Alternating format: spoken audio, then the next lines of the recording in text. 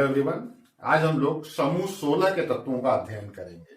इसके अंतर्गत उनके सामान्य गुणधर्म, उनके यौगिकों का अध्ययन करेंगे, यौगिकों के गुणधर्म, उनके बनाने की विधियां देखेंगे। तो सबसे पहले हम देखते हैं समूह 16 के तत्व। तो इन्हें कैल्कोजन कहा जाता है। इनका सामान्य इलेक्ट्रॉनिक विन्यास NH2 NP4 होता है और जो सदस्य हैं ऑक्सीजन परमाणु क्रमांक 8 और इलेक्ट्रॉनिक विन्यास 2s2 2p4। इसी प्रकार सल्फर परमाणु क्रमांक 16 इलेक्ट्रॉनिक विन्यास 3s2 3p4। नेक्स्ट है सेलेनियम, सिंबल Se है और परमाणु क्रमांक 34 इलेक्ट्रॉनिक विन्यास 4s2 4p4। अगला है टेल्यूरियम, सिंबल है Te और परमाणु क्रमांक 52 और 5s2 5p4 इलेक्ट्रॉनिक विन्यास। और अंतिम तत्व पोलोनियम है, संकेत है Po, परमाणु क्रमांक 84 और 6s2 6p4 है। तो इनमें जो अंतिम तत्व पोलोनियम है यह रेडियो एक्टिव तत्व है और यह वस्तुनिष्ठ प्रश्न के रूप में पूछा जाता है कि समूह 16 के तत्वों में रेडियो एक्टिव कौन है। तो आंसर होगा पोलोनियम रेडियो एक्टिव तत्व है। अब इस समूह पर लघु उत्तरीय और दीर्घ उत्तरीय कई प्रकार के प्रश्न बनते हैं।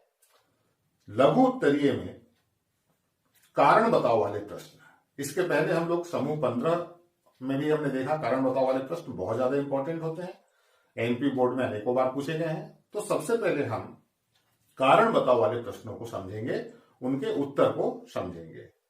तो इसमें एक बहुत ही महत्वपूर्ण प्रश्न बनता है कि समूह 16 के तत्वों को कैल्कोजन क्यों कहते हैं।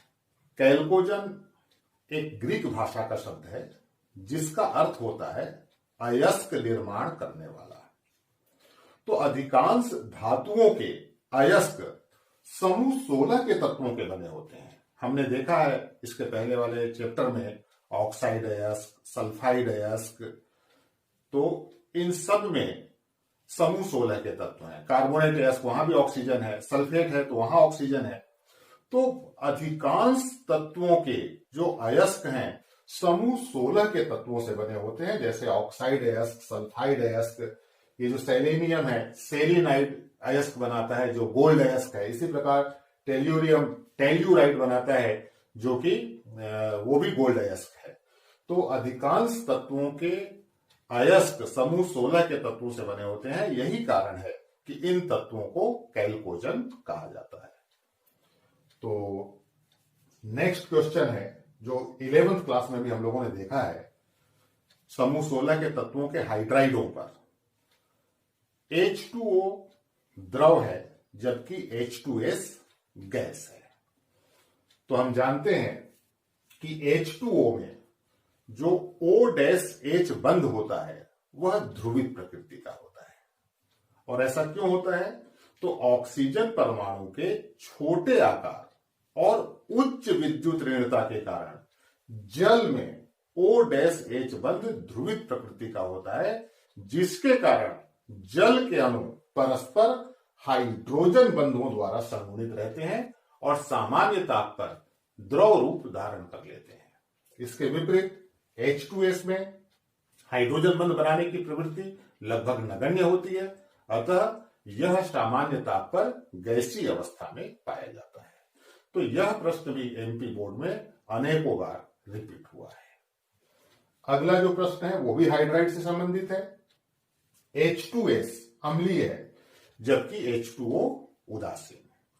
हमें पता है अम्लीय प्रकृति जिस पदार्थ की होती है वो सरलता से हाइड्रोजन मुक्त कर सकते हैं, प्रोटॉन मुक्त कर सकते हैं, और जिनमें ये क्षमता होती है वो हम अम्लीय कहते हैं। अब इस प्रश्न का उत्तर इन हाइड्राइडों के तापीय स्थायित्व पर निर्भर करता है। आगे हम लोग हाइड्राइडों के गुणधर्म को डिटेल्स में पढ़ेंगे, वहां तापीय स्थायित्व पढ़ेंगे कि जैसे जैसे हम समूह में ऊपर से नीचे आते हैं तत्वों के परमाणु आकार में वृद्धि के साथ ये जो हाइड्रोजन के साथ बंध बनाते हैं उसकी लंबाई बढ़ती है। और हम जानते हैं कि बंध का स्थायित्व बंध की लंबाई के व्युत्क्रमानुपाती होता है। तो जब बंध की लंबाई बढ़ेगी तो स्थायित्व घटेगा और स्थायित्व घटेगा तो इनकी जो हाइड्रोजन मुक्त करने की सामर्थ्य है वह क्रमशः उसमें वृद्धि होगी। तो जो सबसे प्रथम हाइड्राइड है H2O, तो H2O में O-H बंध की लंबाई कम होती है और वो बहुत स्थायी होता है। इसका तापीय स्थायित्व 2000 डिग्री सेल्सियस होता है, अर्थात 2000 डिग्री सेल्सियस पर ऑक्सीजन और हाइड्रोजन के बीच बंध टूटता है। लेकिन H2S का तापीय स्थायित्व बहुत कम है, वह सरलता से टूट करके हाइड्रोजन मुक्त करता है और इस प्रकार अम्लीय गुण प्रदर्शित करता है। तो ये जो अम्लीय प्रकृति है इसको हम तापीय स्थायित्व के आधार पर परिभाषित करेंगे। तो H2S का तापीय स्थायित्व कम होने के कारण वह सरलता से टूट जाता है और हाइड्रोजन मुक्त करता है, जबकि H2O में ऑक्सीजन परमाणु के छोटे आकार के कारण O-H बंध बहुत ज्यादा स्थायी होता है। इसका तापीय स्थायित्व 2000 डिग्री सेल्सियस है, अतः यह सामान्यतः उदासीन प्रकृति प्रदर्शित करता है। तो इस प्रकार H2S अम्लीय है जबकि H2O उदासीन है। अगला प्रश्न बहुत ही महत्वपूर्ण है। ऑक्सीजन परिवर्तित संयोजकता प्रदर्शित नहीं करती है, क्यों? परिवर्तित संयोजकता का मतलब है एक से अधिक प्रकार की संयोजकता प्रदर्शित करना। तो इसका उत्तर हम इलेक्ट्रॉनिक विन्यास के आधार पर देंगे। हम समूह 16 के तत्वों का सामान्य इलेक्ट्रॉनिक विन्यास NH2NP4 होता है। इनके संयोजकता कोश में 6 इलेक्ट्रॉन है। अष्टक पूर्ण करने के लिए यह तत्व 2 इलेक्ट्रॉन ग्रहण करने की अथवा 2 इलेक्ट्रॉनों की साझेदारी करने की प्रबल प्रवृत्ति प्रदर्शित करते हैं। अब यदि ऑक्सीजन की बात करें तो ऑक्सीजन का परमाणु आकार छोटा होता है और ये प्रबल विद्युत ऋणी तत्व है। तो ऑक्सीजन में 2 इलेक्ट्रॉन ग्रहण करने की प्रवृत्ति अधिक होती है और इस प्रकार ऑक्सीजन अपने यौगिकों में -2 ऑक्सीकरण अवस्था प्रदर्शित करता है। इसके कुछ अपवाद भी हैं जिसमें यह धनात्मक ऑक्सीकरण अवस्था प्रदर्शित करता है, जैसे ऑक्सीजन फ्लोराइड, उसमें इसकी ऑक्सीकरण अवस्था धनात्मक होती है, तो वो अपवाद है। उनकी अगर बात हम ना करें तो सभी यौगिकों में ऑक्सीजन -2 ऑक्सीकरण अवस्था प्रदर्शित करता है। अब समूह के बाकी सदस्यों की अगर हम बात करें तो उनके संयोजकता कोश में रिक्त डी कक्षक उपलब्ध होते हैं और इस रिक्त डी कक्षक के कारण यह परिवर्तित संयोजकता प्रदर्शित करते हैं, जबकि ऑक्सीजन में रिक्त डी कक्षक नहीं है तो वह परिवर्तित संयोजकता प्रदर्शित नहीं करेगा। उदाहरण के लिए हम यहां देखते हैं कि NS कक्षक में 2 इलेक्ट्रॉन है और NP कक्षक में 4 इलेक्ट्रॉन है। तो यदि बाकी सदस्य अपने से अधिक विद्युत ऋणी तत्व से संयोग करेंगे तो +2 ऑक्सीकरण अवस्था प्रदर्शित करेंगे, क्योंकि P कक्षक में 2 अयुग्मित इलेक्ट्रॉन है। इसी प्रकार अगर P का एक युग्म टूट करके D में जाता है तो अयुग्मित इलेक्ट्रॉनों की संख्या 4 हो जाती है, तो वहां +4 ऑक्सीकरण अवस्था भी प्रदर्शित करेंगे। और यदि S का भी युग्म टूट करके D में चला जाता है उत्तेजित अवस्था में, तो कुल अयुग्मित इलेक्ट्रॉनों की संख्या 6 हो जाती है, तो वहां +6 ऑक्सीकरण अवस्था भी वो प्रदर्शित करेंगे। तो इस प्रकार हम कह सकते हैं कि ऑक्सीजन केवल ऋण 2 ऑक्सीकरण अवस्था प्रदर्शित करता है, लेकिन समूह के बाकी सदस्य उनके संयोजकता कोश में रिक्त डी कक्षक उपलब्ध होने के कारण -2 के साथ साथ +2, +4, +6 ऑक्सीकरण अवस्था भी प्रदर्शित करते हैं। तो ये एक बहुत ही महत्वपूर्ण प्रश्न है। अगला है SO2 के द्वारा फूलों का विरंजन अस्थायी होता है, जबकि क्लोरीन के द्वारा स्थायी। कारण स्पष्ट कीजिए। तो विरंजन का मतलब होता है रंग उड़ाना, रंजन का मतलब रंगना और विरंजन का मतलब रंग उड़ाना। तो SO2 और Cl2 दोनों में यह गुण होता है कि यह रंगीन पदार्थों से क्रिया करके उसका रंग उड़ा देते हैं। तो इस प्रकार दोनों ही विरंजक पदार्थ हैं, लेकिन SO2 के द्वारा जो विरंजन होता है वह अस्थायी होता है, कुछ देर के बाद रंग वापस लौट आता है। लेकिन क्लोरीन के द्वारा जो विरंजन क्रिया होती है वह स्थायी होती है, फिर से कलर वापस नहीं आता है। तो यही प्रश्न है। यहां रंगीन फूल के ऊपर प्रश्न बना है कि SO2 के द्वारा फूलों का विरंजन अस्थायी होता है, जबकि Cl2 के द्वारा फूलों का विरंजन स्थायी। कारण स्पष्ट कीजिए। तो सबसे मूल अंतर दोनों की विरंजन क्रिया में है कि SO2 अपचयन प्रक्रिया के द्वारा फूलों का विरंजन करती है, जबकि Cl2 ऑक्सीकरण के द्वारा फूलों का विरंजन करती है।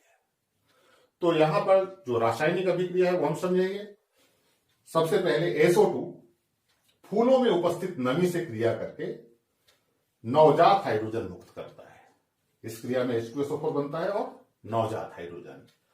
ये जो नवजात हाइड्रोजन है ये रंगीन फूल को अपचयित रंगहीन फूल में परिवर्तित कर देता है।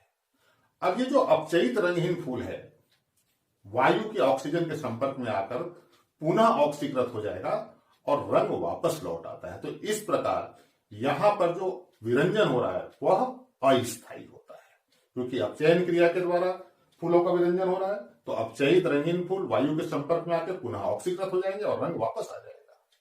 लेकिन Cl2 के द्वारा जो विरंजन की क्रिया होती है तो उसमें क्लोरीन फूलों में उपस्थित नमी से क्रिया करके नवजात ऑक्सीजन देता है और यह नवजात ऑक्सीजन रंगीन फूल को ऑक्सीकृत कर देता है और हमें प्राप्त होता है ऑक्सीकृत रंगहीन फूल। अब एक बार ऑक्सीकरण हो गया तो वायु में जो ऑक्सीजन है उसके द्वारा आगे उसकी कोई क्रिया नहीं होगी, आगे और ऑक्सीकरण नहीं होगा। तो इस प्रकार ये जो ऑक्सीकृत रंगहीन फूल है ये स्थायी होता है। तो हम कह सकते हैं कि SO2 के द्वारा फूलों का विरंजन अस्थायी होता है, जबकि Cl2 के द्वारा स्थायी। और यहां से वस्तुनिष्ठ प्रश्न भी बनते हैं। SO2 की जो विरंजन क्रिया है किस पर आधारित है? अपचयन पर। ये वस्तुनिष्ठ प्रश्न के रूप में पूछा जा सकता है। और इसी प्रकार Cl2 की जो विरंजन क्रिया है किस पर आधारित है? ऑक्सीकरण पर। तो यहां से वस्तुनिष्ठ प्रश्न भी बनते हैं और सैद्धांतिक प्रश्न भी बनते हैं। तो हम लोगों ने देखा समूह 16 के तत्वों पर आधारित कारण स्पष्ट करने वाले प्रश्न, और ये कारण बताओ वाले जो प्रश्न हैं बहुत ज्यादा इंपॉर्टेंट होते हैं। अगले वीडियो में हम 5 नंबर के जो सैद्धांतिक प्रश्न बनते हैं उनका अध्ययन करेंगे। तो आज के लिए इतना ही, बाकी अगले वीडियो।